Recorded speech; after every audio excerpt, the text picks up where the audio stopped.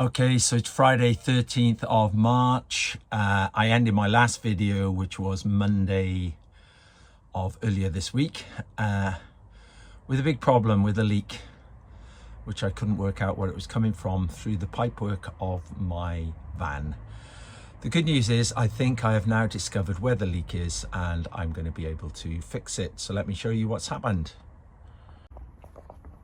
Okay, so it would appear that the leak was happening in the shower unit, which I've taken out for the moment and reconnected here. Basically, the shower unit, which is there, obviously runs inside of the shower down here through two holes, and it was always quite a tight fit to connect the two shower connectors, which you see on there. And I think what had happened was the cold water one was not tight enough due to the width of the wall.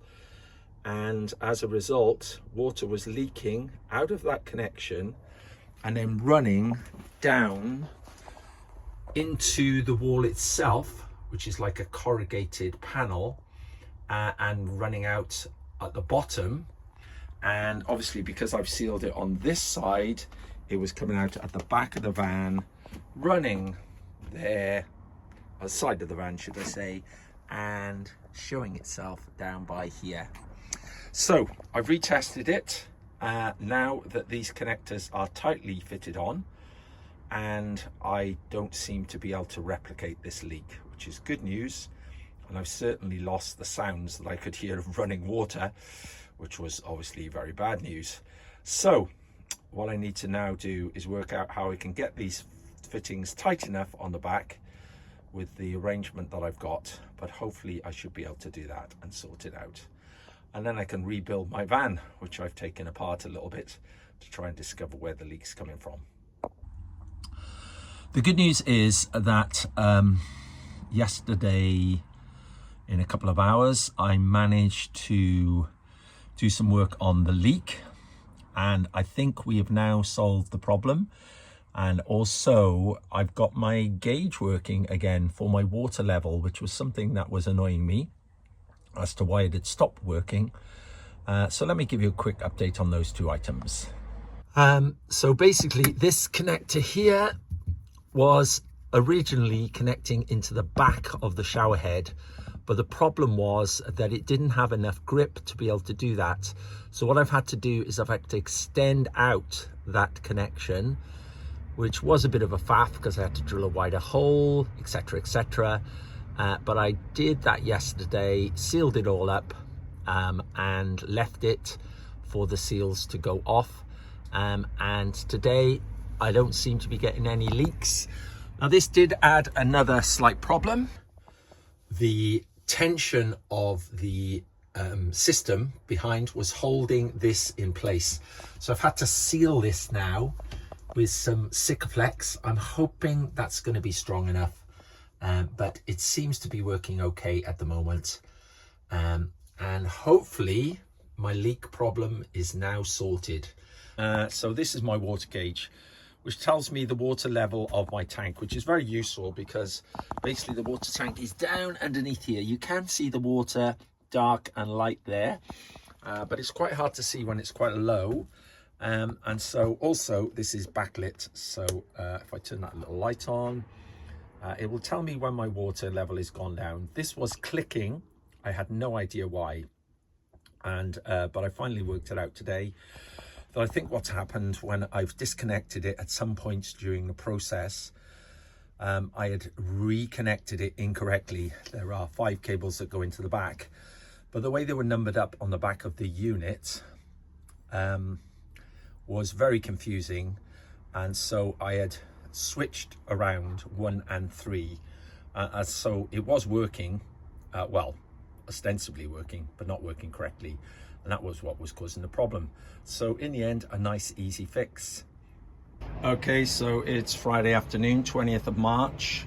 What we're about to do is we're going to put the spare wheel back underneath the van. Again, having to learn a new skill. Watched a YouTube video to show me how to do it, but basically it's going to go underneath here And if you can see, I have dropped down 2 cables which I've joined together using this little baby here, and I now need to join them all together and then re-crank it back up, and it should sit underneath the van, and that's the plan. I'll let you know how we get on. Okay, so that's first cable attached. Now I need to attach a slightly more fiddly one, but I need to push it further underneath the van to do that. Okay, so everything's connected up. We started to lift it off the floor. It's getting quite hard to turn the lever now. Haven't quite got the right connection, but the one I've got will work, but it just needs to go slowly. Hi, it's Saturday afternoon, 21st of March, and it's a bright sunny day. Good news is we are continuing to make progress on the van, and I'll give you a quick guided tour of where we've got to so far. Okay, so first off, we have about 80% completed now, this front little section here. We've still got to do the sides over here and the corner over there, and we're waiting till we've put the 2 big windows in before we do that. But I like that. I put some trim around the edging, painted it the same color as the green that we've been using on other parts of the van, and it makes it look a lot tidier and neater. Okay, so flicking around to look down the van now. You've seen most of these things before, but it's starting to look a bit tidier. We've got the floor in running in the kitchen area. We've left the hex board as is here, needs to clean, but it will be fine. And then running down the van, the side is done down here. Myra's actually been busy, and she's been making some cushions, which we got off Facebook. The cushions themselves, the covers Myra has made, I got them off Facebook Marketplace. Someone was throwing out some old cushions from external furniture, and so we've cut them up to the right sizes, and those are looking good. And this was some material that we had in the house, which matches beautifully with our color scheme of the green. And then the big job over the last couple of days has been the back walls, the back doors. And so we now have carpeted back doors. I have to tell you, it is not perfect, but that said, it is a lot better than it was before. Really, I've carpeted down to below the level of the bed, to the bits you can see. Haven't really bothered underneath the windows themselves. And so that is looking good. And everything is starting to look very neat and tidy at the back of the van. So that is very pleasing. The bed is still to be finished, but let me just take you to the boot area just to show you a couple of little additions that we've made. On the way to the bed area, just to note that we've put some straps in here. Obviously, it's important that things don't move around when the van is in motion, and so I've strapped in the bin, a picnic table, and this piece of wood here fits underneath the table there when the table's not in position, so you can have a cross bed. I'll show you that in another video. So this is it with the door open. As you can see, I haven't done the lower part, and I haven't really worried about the level or below the level of the bed because you can't actually see it. I've just made sure that the functions are still available. And then on the back here, a couple more of these attachments for shoes, and you've already seen, I think, the strapping in of the barbecue. So all in all, it's a successful little time. That's a look at the van from outside, and as you can see, it's starting to come together nicely. Okay, so I'm back up a ladder again on the side of the van, and one last job for today, which is fitting an awning rail. So basically what I've done, you probably can't see it, but there it is.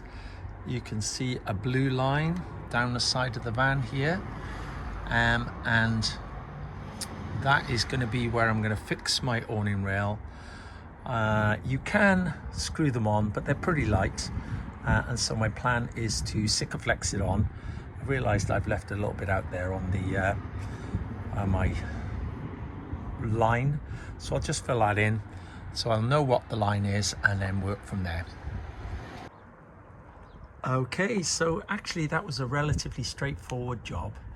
Once I'd made the line for the running, you just had to make sure that these joins here were relatively tight to each other.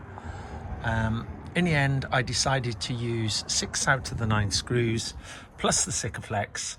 I felt like it would give it more stability and would stop any movement once I put it up, because obviously I wanted to make sure that the underlying awning tube, which you can see here, was in line with itself, and I didn't want it to go out of line. I have noticed though how dirty the top of my van now is. Remember my videos, my early videos, how clean the top of my van was?